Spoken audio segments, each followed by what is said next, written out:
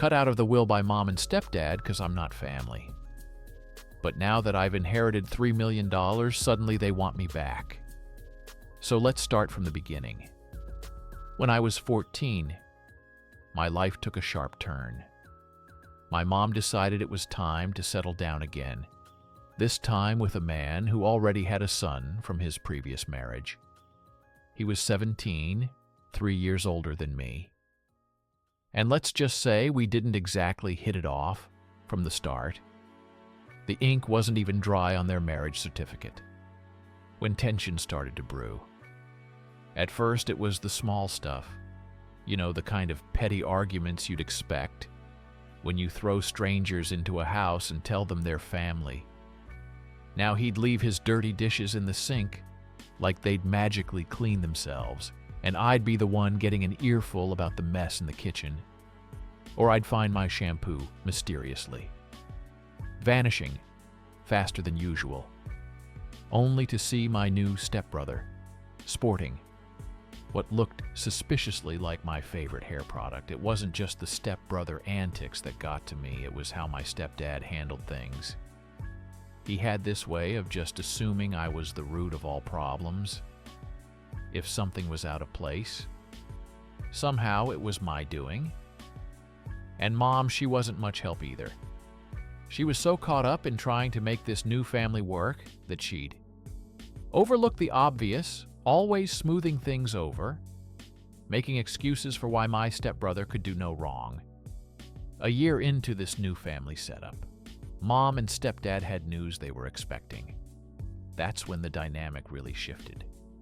Suddenly, it was all about preparing for the new baby. The house needed redecorating. And guess whose room was conveniently chosen for the nursery? Yep, mine.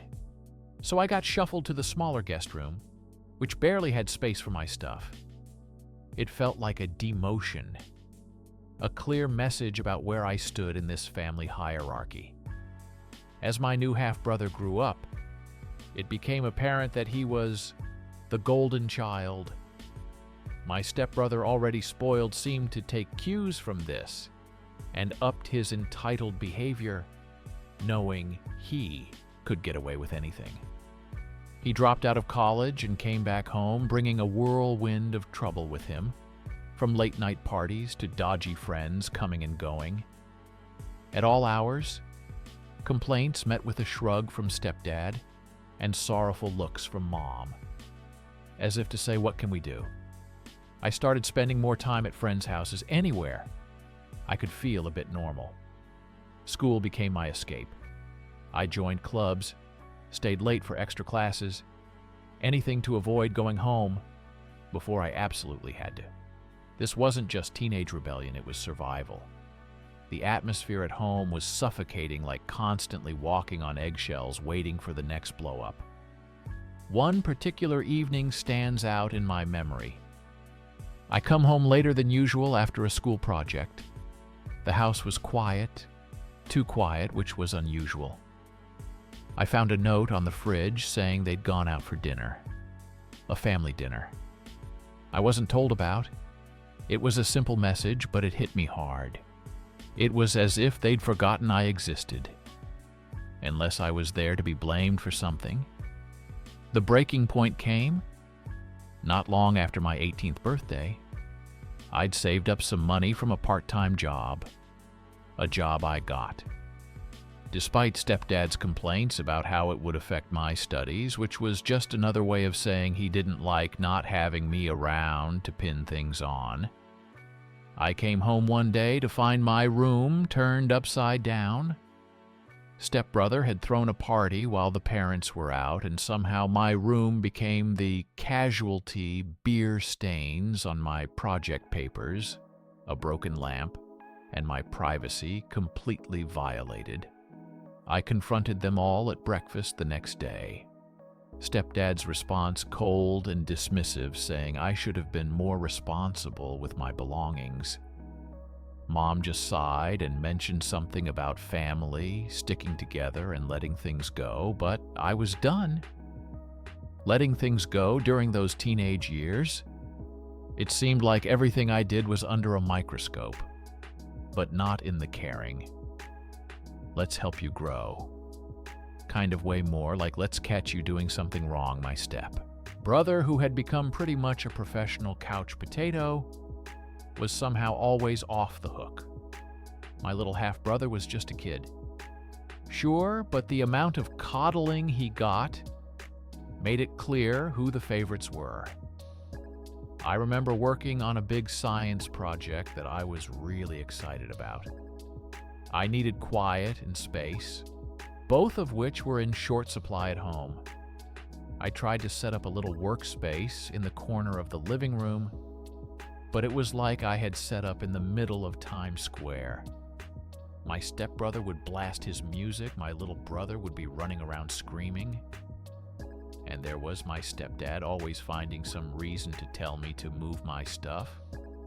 "You're taking up too much space," he'd say, or "your project is making a mess." It was frustrating. I felt like I was trying to build something delicate in the middle of a tornado one day. I'd had enough. I packed up my project and marched over to a friend's house. Her parents were always welcoming, and they let me spread out my work in their quiet dining room. It was the first time in a long time that I felt like I could think straight. That's when it hit me how abnormal my home life had become. My friend noticed my relief at just being able to work in peace. "You're always welcome here," she said one day, seeing the stress melt off me. The minute I stepped into her house, it was a simple gesture, but it meant the world to me. It also made me realize that this wasn't how it was supposed to be. Home should be your safe place, not somewhere you escape from. I started picking up more shifts at my part-time job. If I wasn't at school or at a friend's place, I was working not just for the money, but because each hour away from home was a little easier to breathe. My stepdad didn't like it, always ranting about how a job was distracting me from schoolwork. But I knew the real reason he didn't like it. I wasn't around as much for him to find fault with. As I saved up the plan to move out started forming more solidly in my mind, I knew it wasn't going to be easy there. Was no way my mom and stepdad would take it well. But the more I thought about it, the more it felt like the only way I could get some control over my life. Then came the day I finally told them I'd found a small apartment, not too far from college, and it was affordable on my budget. I sat them down, trying to keep my voice steady. "I'm moving out," I announced. The room went quiet. Too quiet. You could cut the tension with a knife. My stepdad was the first to react. "You think you're ready to live on your own at your age," he scoffed. My mom just sat there looking between us, her face unreadable. "I am," I replied, trying to sound more confident than I felt. "I need my own space. I've saved up enough to manage." The argument that followed was brutal. Accusations were thrown about how ungrateful I was, how I was just trying to get away from my responsibilities at home. My stepdad even tried to guilt me about leaving my little brother behind. "He looks up to you, you know," he said, as if that was enough reason for me to stay in a situation that was making me miserable. But I stood my ground. This wasn't just about wanting my own space. It was about needing it for my mental and emotional health. I packed my things over the next few days. Each item I put into a box, feeling like a tiny piece of the fortress I was building around myself. The day I moved out, my mom came to my room. I was expecting another argument, but instead she helped me pack. We didn't talk much, but when we did, it was superficial. "Do you need more boxes, or I can give you some of the old kitchen stuff?" It was like if we stayed on safe topics, we could avoid the massive elephant in the room. When I finally closed the door to my new apartment after moving everything in, I felt a wave of so many emotions. relief, sadness, excitement, fear. I was on my own, now truly on my own. It was terrifying, but it was also freeing. Those first few nights were the hardest. The apartment felt too quiet, too empty. I missed even the annoying noises of my family home. Well, sort of, but as days turned into weeks, I started to appreciate the peace. I could come and go as I pleased, eat when I wanted, sleep without being disturbed. It was like discovering a new part of myself that I had kept muted for so long. Life away from home settled into a routine pretty quickly, and honestly, it was the most peace I'd had in years. My relationship with my mom and stepdad wasn't great, but it was manageable since I wasn't under their roof. 247th, I was doing my own thing, staying busy with work in college and keeping my head down. Then out of nowhere, my stepdad had a health scare that shook everything up. It wasn't life-threatening, but it was serious enough for him to start thinking about the future. Specifically, his will. I heard about it through my mom, who called one evening sounding a bit more somber than usual. "Your stepdad's been thinking about his will," she said as casually as one might talk about the weather. "He wants to make sure everything is in order." "Okay?" I replied, unsure where this was going. The tone in her voice hinted. It wasn't just a courtesy call to keep me in the loop. She hesitated, then continued. "He's decided to include your stepbrother and your half-brother, but not you. He feels it makes more sense, since they're his biological kids there." It was the sting. Not that I was expecting anything, but hearing it laid out so bluntly was a gut punch. It wasn't the money or the potential inheritance that hurt. It was the clear message that I was an outsider in the family I'd spent over 5 years trying to fit into. "I see. I managed keeping my voice neutral. Thanks for letting me know." Mom must have sensed my hurt because she quickly added, "It's just legal stuff, doesn't change how we feel about you, right?" I said, not really believing her. The conversation awkwardly drifted to other topics before ending. But the damage was done that night. I lay in bed, staring at the ceiling, feeling that familiar ache of not belonging. The weeks that followed were tough. I mulled over the conversation again and again. Part of me wanted to confront my stepdad, demand an explanation, or at least tell him how much he'd hurt me. But another part of me wondered why I even cared. I hadn't felt like a part of their family for years. Why was this any different? I decided to pull back, limit my visits even more. It was a defense mechanism, I guess, protecting myself from being hurt further by people who had already shown they didn't consider me family when it really counted. Then the actual wake-up call came. It wasn't a dramatic event. No yelling matches or tearful showdowns. It was quieter than that, more profound. I was at a coffee shop working on a term paper when I overheard a group at the next table. They were laughing, sharing stories about their families, the usual ups and downs, normal stuff. And it hit me. I didn't have that. I hadn't had it for a long time. If ever, that realization sparked something in me. I started to question why I was allowing myself to be upset over being excluded from a will when I had already been excluded from the family in every way that mattered.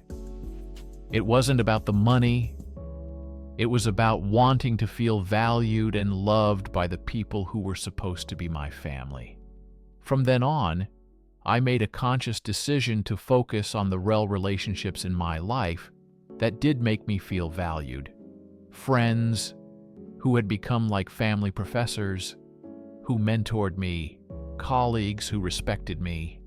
I invested more in those connections, and gradually the hurt from my stepdad's will and the feeling of exclusion from my family began to fade.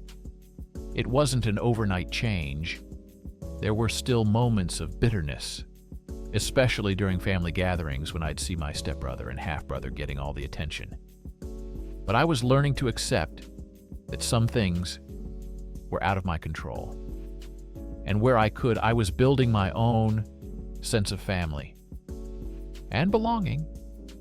The real test came when my stepdad's health scare passed and life returned to normal for them.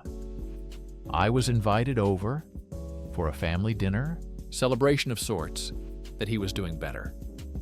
I went more out of a sense of obligation than anything else. The dinner was as awkward as I expected.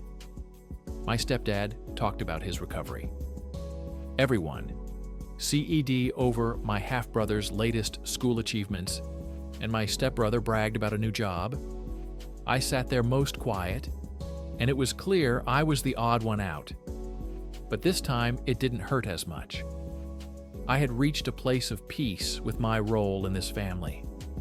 I was the outsider, and that was okay. Because outside that house, I had people who cared about me for me, not for what I could bring to a will or a family name after dinner. I left early, making some excuse about an early morning.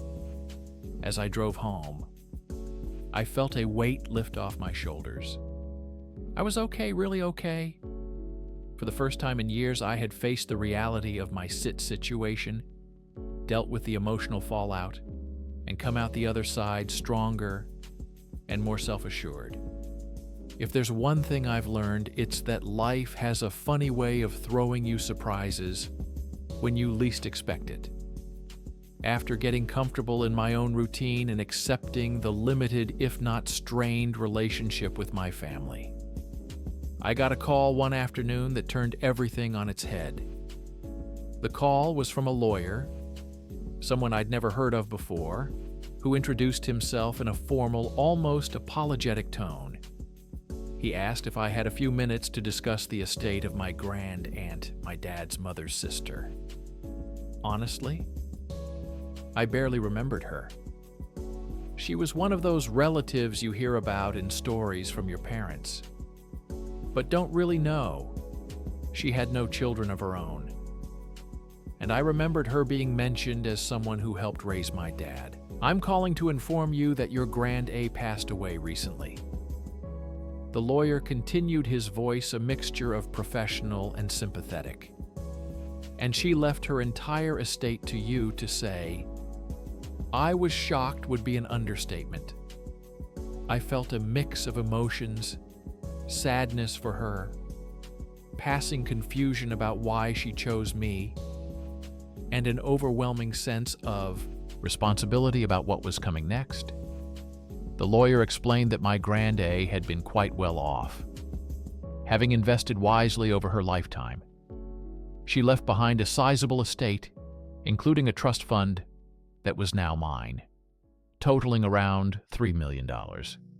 Just like that, my financial situation changed overnight. After the call, I sat there phone in hand, trying to process the news. Why me? We weren't close. I visited her a few times. Sure. But those visits were more about checking in on an elderly relative than bonding. She must have seen something in me. Maybe a reflection of her own independence, or perhaps it was her way of reaching back to family. One last time, the next few days were a whirlwind of meetings with the lawyer, signing documents, and learning exactly what I had inherited. It wasn't just money. There were properties, stocks, and a few personal items that had sentimental value. Among them was a letter she had written, explaining her decision. She admired my independence and determination. Something she said reminded her of herself. At my age, equipped with this new wealth, I made some immediate changes. I bought a house, something I never thought I'd be able to afford on my own. So soon it was a modest place, but it was mine, and it represented a new chapter in my life. I also invested in a rental property, thinking ahead about long-term financial security. The rest of the money I put into savings and investments consulting with a financial advisor to make sure I was making smart choices. But with great wealth comes great responsibility. And as I soon found out, great drama. I hadn't told anyone in my family about the inheritance, wanting to avoid any potential fallout. However, secrets have a way of coming out, and this one was no different. It started with my cousin, who somehow got wind of the inheritance through mutual connections in the legal world. Before I knew it, my mom knew. And once she knew, it wasn't long before everyone else did. 2 phone calls started coming in, not just from her, but from my stepdad, my stepbrother, and even relatives I hadn't spoken to in years. Everyone seemed to have a reason why they needed a piece of my inheritance. Times are tough, they'd say, or you know how bad his health has been, referring to my stepdad. It was as if they all suddenly remembered I existed. But only as a bank. I was bombarded with requests for loans, gifts, and outright demands for money. It felt like I was watching vultures circling each, waiting for their chance to swoop in. The pressure was immense, and for a moment I faltered, wondering if I was being selfish by holding on to the inheritance. But then I remembered the years of feeling like an outsider in my own family. The years of scrimping and saving, working hard for every dime, and getting myself through college without their help. This was my chance to secure my future, and I wasn't going to let guilt or manipulation sway me when my mom asked directly why I hadn't thought to share the news with her. I had enough. I explained calmly but firmly that the distance between us wasn't just physical, but emotional. Her decisions, and by mention those of my stepdad and stepbrother, had shown me where I stood with them. The inheritance was a chance for me to do things on my terms without relying on anyone else. It's my life, I told her, and I need to live it my way. I'm sorry if that hurts you, but I have to do what's best for me. Now the fallout from that conversation was as expected. Accusations of being ungrateful and selfish were thrown my way. But I held my ground over time. The calls became less frequent, and the requests for money dried up. As they realized I wasn't budging, it was a tough lesson in who my real family was. It wasn't defined by blood or marriage, but by the people who supported me without expecting anything in return. Those were the relationships I valued and continued to nurture. As for the inheritance, it remained a bittersweet reminder of my grand A woman. I wish I had known better.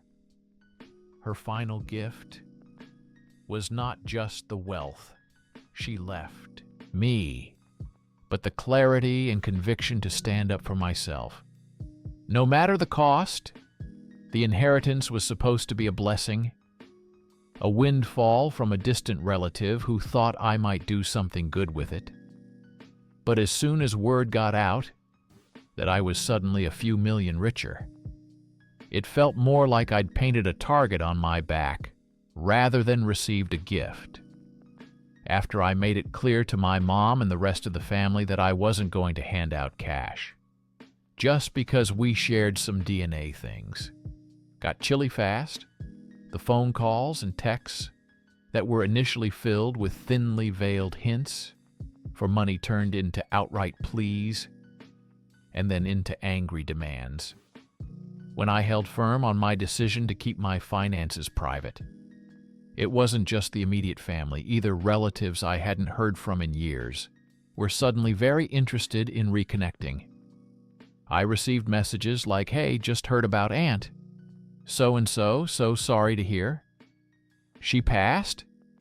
But also, could you help me with some money? Times are tough. It was like they all had the same script. Only, the names were changed. One of the toughest calls was from my stepdad. He'd never been warm, but now he was cold and calculating. You know, we've always considered you part of this family. It's only right you think of your brothers in this difficult time. He said one day, his voice dripping with a guilt trip glaze. My brothers haven't considered me family. Unless they needed something, I shot back. Surprising even myself with the sharpness of my tone. That's a harsh way to put it, he retorted.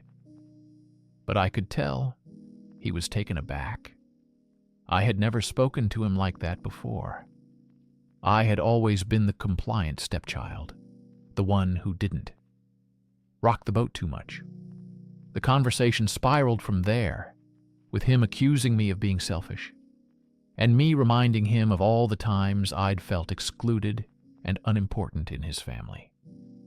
By the end, we were both too angry to see any reason, and the call ended with a mutual understanding that things between us would never be the same. The final straw came when my mom tried to mediate, which really meant taking my stepdad's side and trying to convince me to share my inheritance. It's what families do. She insisted during one particularly tense visit, where she'd shown up unannounced at my new house. Families also support each other. I countered, feeling both exhausted and exasperated. When have you ever supported me like this? Emotionally or financially? She was silent, unable to answer. The truth was our relationship had been superficial at best for years. This money had just brought all the underlying issues to the surface. After she left, the calls and messages slowed, then stopped. It seemed they had finally accepted that I wasn't going to cave. It was a relief, but also a profound disappointment. It hurt to know that my value to them was tied so closely to what I could provide financially. In the wake of the family fallout, I began to invest more time in my relationships with friends and colleagues, people who appreciated me for who I was not. For my bank account, I also started volunteering, something I'd always wanted to do but never had the resources or time for, before giving back on my own terms. Was healing in a way I hadn't expected. It helped me connect with people, build new friendships, and fill the void left by my family's conditional affection. I also saw a therapist who helped me work through the feelings of betrayal and abandonment that had surfaced with this whole ordeal. It was tough unpacking years of emotional baggage, but it was necessary. I learned to set boundaries, to recognize the signs of manipulative behavior, and most importantly, to value my own needs and well-being. One day, I decided to write a letter to each family member who had tried to pressure me for money. In each letter, I explained my feelings, why I had made the decisions I did, and how their actions had affected me. It was more for my closure than anything I didn't expect any responses to. My surprise, my half-brother replied. He was young, only 14, and his letter was clumsy but sincere. "I'm sorry for asking for money, I miss you." He wrote, "It was a small step, but a meaningful one." We started texting, small conversations about school and his hobbies. It wasn't much, but it was something, a possible bridge to rebuilding. At least one family connection update. One, "Hey, everyone, just wanted to update you all on what's been going on since I last posted. It's been a few weeks, and honestly, I wish I could say things have gotten better, but they've actually gone from bad to much worse. I appreciate all the support and advice you guys have given me. It's been a lifeline during this crazy time." So after everything blew up with my family, my mom reached out to me in August, wanting to talk, given everything that's happened. I had a pretty strong hunch that this wasn't going to be a simple catch-up to keep things somewhat neutral. We decided to meet at a public place. I figured that might keep the drama to a minute. Or at least keep things from getting too crazy. The meetup was awkward from the get-go. My mom kicked things off by talking about how they've been struggling financially. She mentioned my half-brother's private school fees have become a burden since my stepdad got sick and had his work hours cut. Then she shifted to talking about how they've been wanting to renovate the house and how she desperately needs a vacation to get away from the mental toll of everything throughout all this. She didn't ask a single question about my life or how I've been coping. It was like I was just there to listen to her list of problems. I was getting more and more uncomfortable as the conversation dragged on, feeling like I was just a spectator to her. Whoa, finally I couldn't take it anymore and asked her to just get to the point without missing a beat. She said she expected me to write her a check for $1 million. Yes, you read that right. $1 million. She claimed that technically it should all be her money since it came from her late husband's inheritance. But she was being generous by only asking for a third. Her demands were growing more and more outlandish, and I could hardly believe what I was hearing. I quickly paid the bill and got out of there as fast as I could. Since that day, my mom has been going around calling me a thief, loudly proclaiming to anyone who will listen that the inheritance should have been hers in the first place. Meanwhile, my stepdad sent me a massive wall of text, lecturing me about how I can't just think of myself when I'm part of a bigger family, and that my decisions should be inclusive of everyone else. I reminded him pointedly how he didn't include me in his will, because I wasn't family enough that seemed to shut him up temporarily. But I doubt it's the end of it. Things have spiraled into absolute madness. Since then, both my mom and stepdad have been bad-mouthing me all over the place, and I'm honestly a bit scared about what they might do next. It feels like they're trying to turn everyone against me, painting me as the bad guy, in a situation they've blown way out of proportion. I'm trying to stay strong and keep a level head, but it's tough when it feels like the people who are supposed to support you are out to make your life harder. I'll keep you all updated if anything changes, but right now it's just one big mess. Thanks again for all your support and advice. It really helps to know there are people out there who understand and care. Update 2. Hey, everyone dropping in again for a big update. Trust me, it's been a whirlwind these past few weeks.